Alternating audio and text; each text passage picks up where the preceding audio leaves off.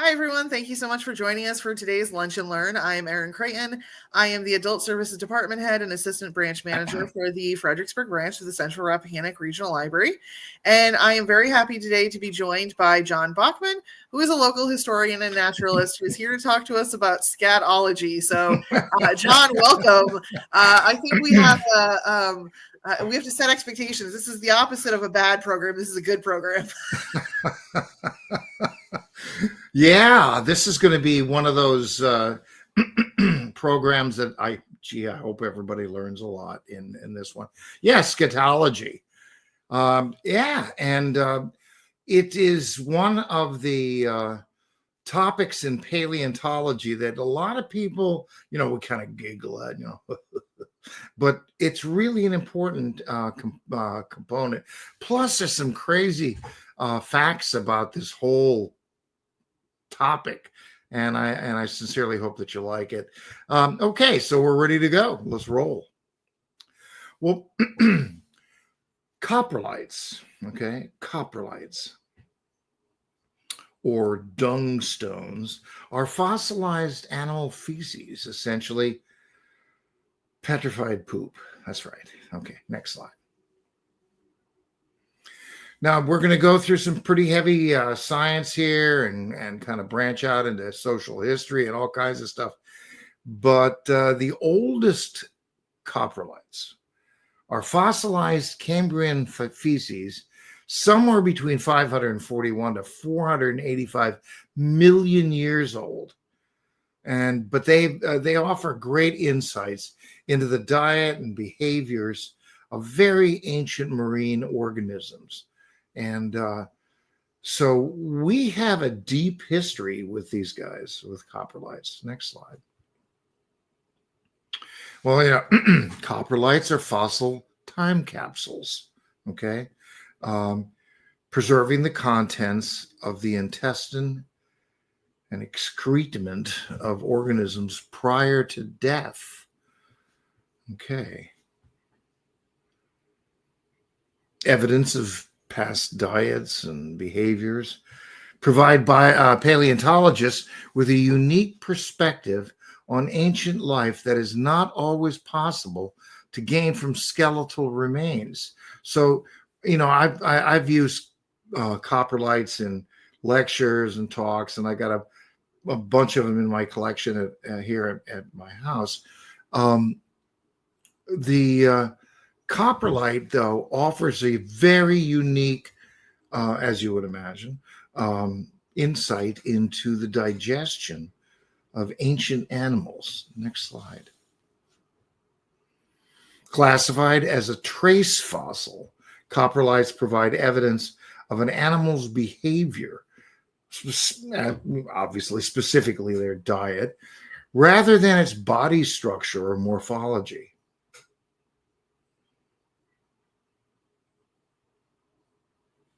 Organisms are preserved through the replacement of organic materials with minerals. So that big tyrannosaur that you see there, that's at the Carnegie Museum in Pittsburgh.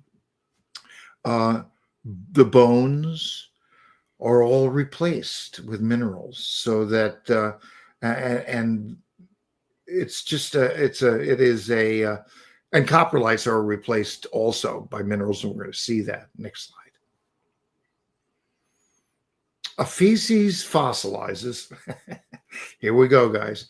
When mineralization agents replace the original organic material, hardening the feces like a rock. When organisms are rapidly buried, and that's very important, in sediments, decomposition is prevented, primarily because it cuts off oxygen, allowing mineral-rich water to seep into their remains. A variety of mineralizing agents are involved in this fascinating process of fossilization, often replaced with silica, carbonates, and iron minerals. They're the most prevalent, and you probably recognize that really amazingly colored piece of petrified wood. That's the stuff that's from Arizona and the petrified forest. The anyway, so mineralization agents such as silica and carbonates, etc., then replace cellular components of everything. And carnivorous animal coprolites, okay, are more commonly preserved because the minerals from bone fragments in their feces promote lithification, or as it says there, turning them into rock. Okay. Studying fossilized coprolites provides valuable insights into past ecosystems, animal diets, and even diseases that these animals had or encountered. By examining the contents and characteristics of coprolites, scientists can learn about what animals were present in the area, their feeding habits, and how they interacted with the environment. So I think you're seeing the, this is a great, I wanted to mention this. Those are fossilized bugs in the lower right-hand side. And that has the little picture of the small dinosaur eating one of the bugs, but they have found permineralized fossil bugs in the dung of dinosaurs or in association with dinosaurs. Fascinating, really crazy, amazing little bugs. Fish bones, that's the first arrow on the left there, and scales in coprolites would indicate fish-eating predators, while plant material obviously would suggest an herbivore. Molecular analysis can also reveal dietary information, such as the presence of cholesterol, isn't that crazy, associated with meat, or the absence of plant-derived biomarkers. So you can see that that the paleontologists and that are studying coprolites have it's a lot more complex than you possibly can imagine. But what they reveals is like the next slide. Yeah, go ahead, Aaron. The next slide is crazy. Studying the types of coprolites found together, right, can reveal predator-prey relationships and the overall food web dynamics of past environments.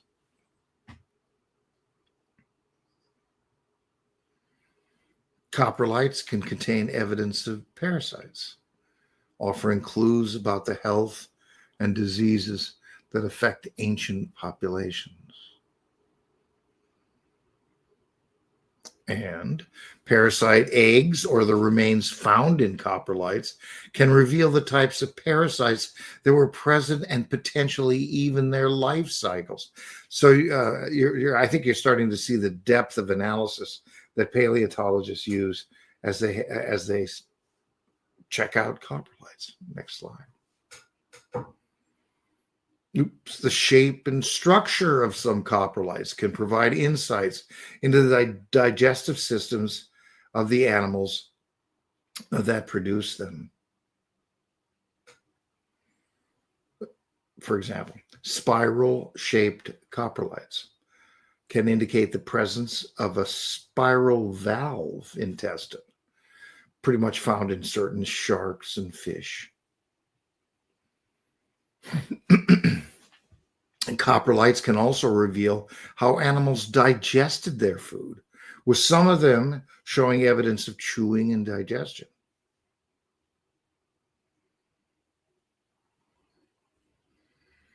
The preserved plant remains, pollen grains, and animal remains found in paleofeces can help researchers reconstruct past environments, including the vegetation, the climate, and the presence of specific species.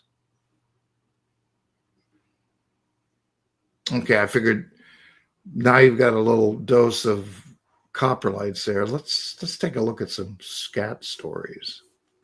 Well, in 1824, William Buckland put together a detailed documentation of the first acknowledged dinosaur Megalosaurus, 1824.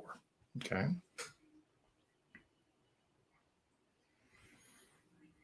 And known for his enthusiastic lectures in which he would pantomime how he thought dinosaurs acted, Buckland was the first to realize just what a coprolite was. He pioneered the use of fossilized feces in reconstructing ancient ecosystems, coining the term coprolite. By the way, that table that you see in that picture there, that's his, and those are different examples of cross sections of the numerous fossil coprolites that he found and then would use in his lectures. And he was particularly adept at identifying fish bones and scales that he would find. Now, this is interesting. That's Mary Anning.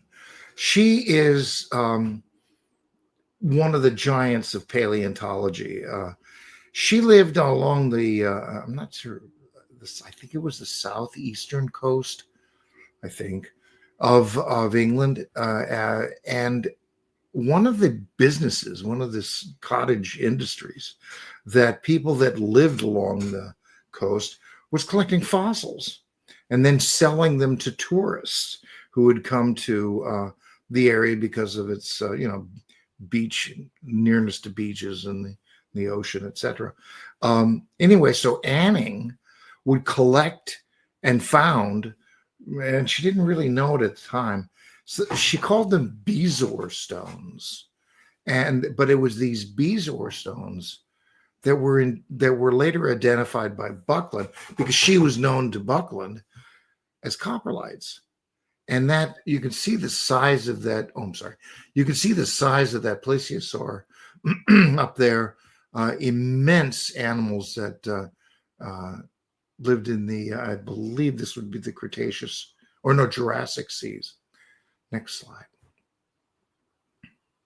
This is crazy. Although dinosaurs produced massive amounts of poop, individual coprolites are often small, less than 4 inches long. The largest coprolite ever discovered was discovered in Saskatchewan. Okay. Ready for this?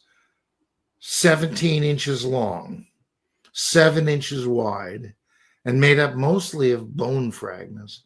Researchers now believe it was produced by a very large theropod of the late Cretaceous.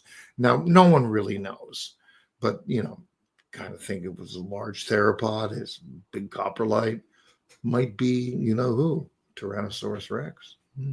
Might be. That's the guy that owns it. Now I gave you a couple of facts about the T-Rex. I thought you might find it interesting to kind of do a little review. Could weigh up to 18,000 pounds. Lived 30 years or more. That's what they figure. Could go from 9 mile an hour to 45 miles an hour running, and was somewhere between 12 to 20 feet tall. That's a big animal. Well, some people might ask, what are the chances that any individual coprolite would be preserved over extremely long periods of time? Well, first of all, coprolites are very rare. It must be assumed that uncounted coprolites were formed, okay? Most would have been absorbed or dissolved shortly after deposition.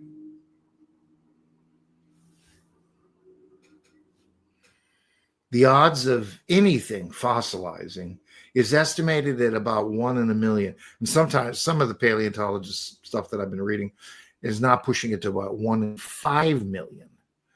Only a few, though, need to be preserved every 1,000 years to account for the thousands found in the geological record.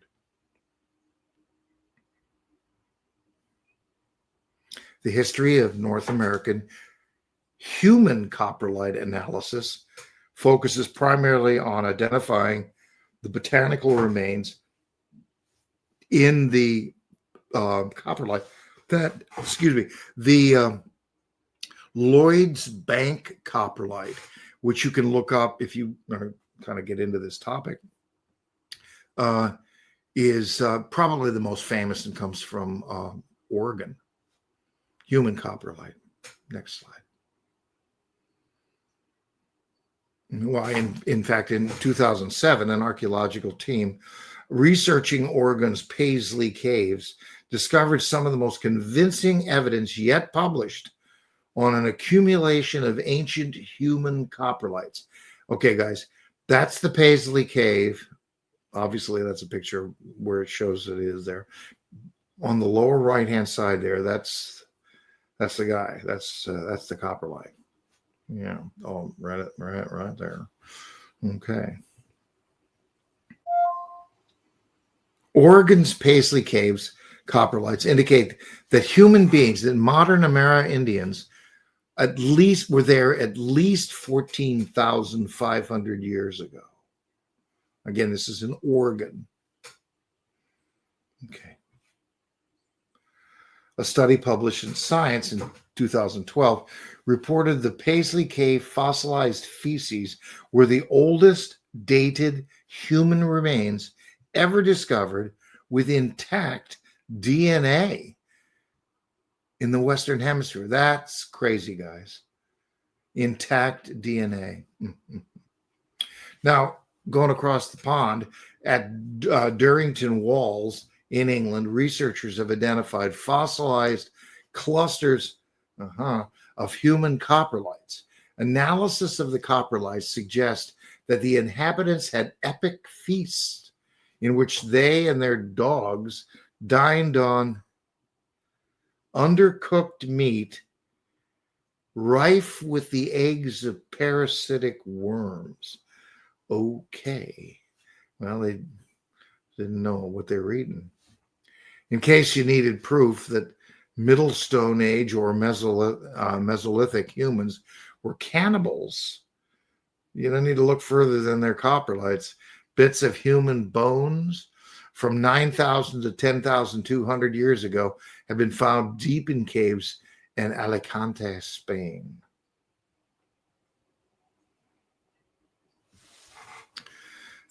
Now, this is really something I had no idea about when I got into this. And it would be, if you get into this, it's fascinating. The Cretaceous Cambridge green sand belt. Okay. Approximately 110 million years ago. By the way, we have numerous fossils found in this area, dinosaur footprints, etc. And I've spent a long time researching them. 110 million years ago. So same time period as this stuff, the Cretaceous Cambridge green sand belt. It's a significant source of coprolites in England and a major focus of coprolite mining during the 19th century. The photographs are amazing.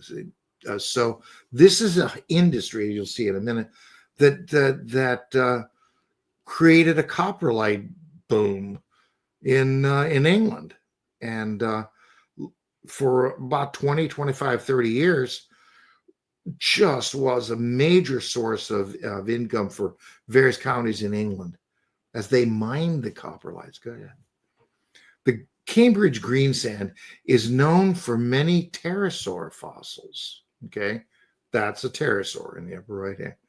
Particularly fragments of teeth, jaw bones, wings, joints, vertebrae, pelvis bones, etc. Now, if you look at that little picture there, you see the guy standing. He's standing there above it says the nodule bed. And those are the coprolites. So they would mine down, they would locate where these coprolite lenses or beds would, be visible on the surface. And then they would mine down and mine through these piles of coprolites and bring them up. This is crazy. Next slide. And this indicates that this area of England must have had immense rookeries of pterosaurs who were pooping away and leaving their droppings for the people in this area of England to eventually collect, mine, and sell. Next slide. Coprolites are known for their high phosphate content. This is particularly true for coprolites from carnivorous animals, as their diet of bones and soft tissue provides significant source of phosphorus. Okay, in 1842, here's the guy that kicked off the whole thing. This Reverend John Stevens Henslow discovered significant quantities of phosphate-rich coprolite nodules. There they are. That's what they look like when they're in England. Little round reddish things. Can you go back just one thing? Yeah, this is found near Suffolk, England. Anyway, there's the guy that kicked it off, Henslow. Next slide. Okay, so what he did, he experimented with treating these coprolites with sulfuric acid, which yielded a superphosphate, a highly effective fertilizer. Independently, Bennett Laws made the same discovery and patented the process, effectively launching the artificial manure industry in England, which was a huge business because of all the needs from farmers. The coprolite nodule is fossilized dinosaur feces, which, when ground up, can be mixed with acid or water to make fertilizer. This fertilizer was discovered, this is crazy, when a brick kiln, where they make the bricks, exploded because phosphorus is extremely explosive. And that kind of tipped him off as to what was the chemical composition of these nodules, phosphate. Next slide. These two pictures are very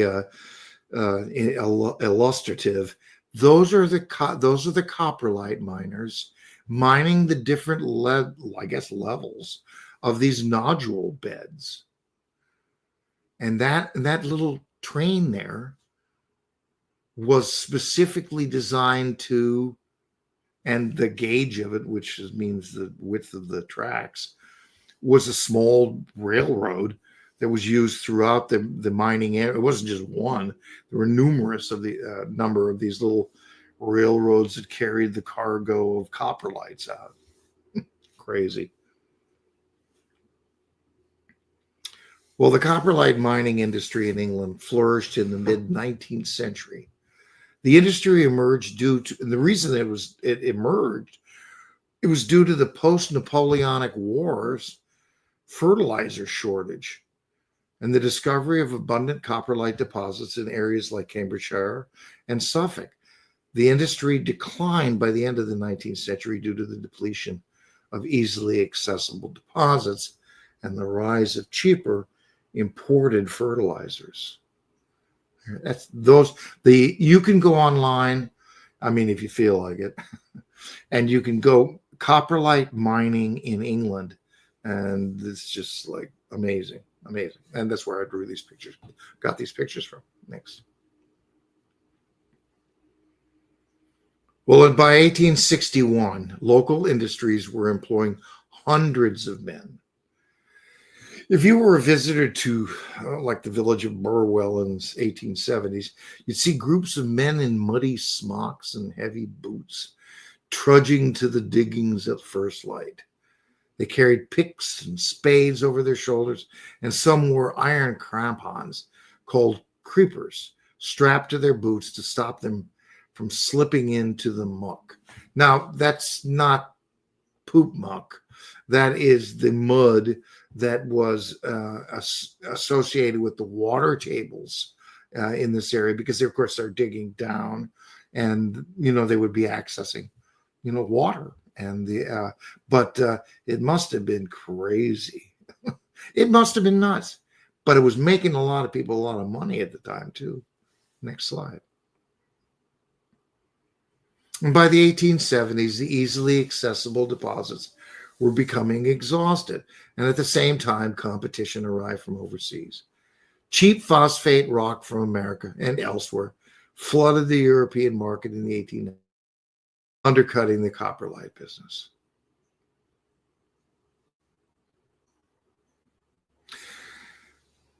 And if you think that you've been to, the museums lately, you might want to check out the Museum. George Franson holds the Guinness World Record for the largest collection of fossilized feces, opening a museum for his findings in Williams, Arizona. So if you're ever drifting through Williams, Arizona, check out the museum, which holds 8,000 specimens of fossilized poop, coprolites.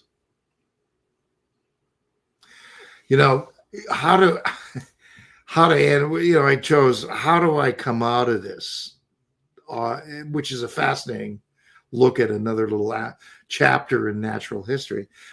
And George Gaylord Simpson is like one of the big guns in paleontology. It's really important. And I've used this, or I'm familiar with this quote and really liked it. And the one after it is a little bit different too. So as you kind of digest, as you kind of understand the topic for today in coprolites, kind of throw this in as part of the overall understanding mix of this. Simpson writes that life is the most important thing about the world. The most important thing about life is evolution. Thus, by consciously seeking what is most meaningful, I move from poetry to mineralogy, to paleontology, to evolution. Thought that was really kind of neat. Anyway, you can kind of throw that in with your understanding of coprolites now. And a hero of mine is Lauren Isley, who, if you want to read an interesting life, Lauren Isley's life as a paleontologist, naturalist, professor. It came from Nebraska, where he got his first taste of Cenozoic fossils when he was a kid. But he wrote this, and it just stuck with me. We are rag dolls made out of many ages and skins, changelings who have slept in wood nests and hissed in the uncouth guise of waddling amphibians. We have played such roles for infinitely longer ages than we have been human. Our identity is a dream. We are not reality. Jon, thank you so much for a fascinating presentation. It was a real gas. Hey, I'm holding back, Aaron. I'm holding back. No, I thought of that as soon as the presentation started, and I was like, see, that's a little more temperate than some of the things that I was going to say. But I appreciate you holding back. Hey, listen. It sounds like there's like a lot to really learn once you really dig into this stuff, though. So it's it's one of those things that could be kind of like silly and weird, but the science is real. So that was really fun. Yes, and it's a trace fossil, so it shows behavior. It shows characteristics of that behavior. You don't get that when you stand in front of these huge mounted dinosaurs like in the Smithsonian and stuff, But it's fossilized the feces or coprolites really do offer insights into an animal behavior that is simply not possible anywhere else. But it's cool. It's totally cool. If you want to think about like what they ate and how they ate and how that impacted them, it's really quite fascinating. So I know. Thank you for sharing this little, weird slice of history with us. It was there really you go. super fun. I know. Now you know all that there is to know, you've got a load of crap. I remember that you have. It's more than that. It's definitely more than that. All right. Thank you, Jon, so much. We really appreciate your time. And thank you to everybody who's watching. We'll see you next time. You got it. Take care.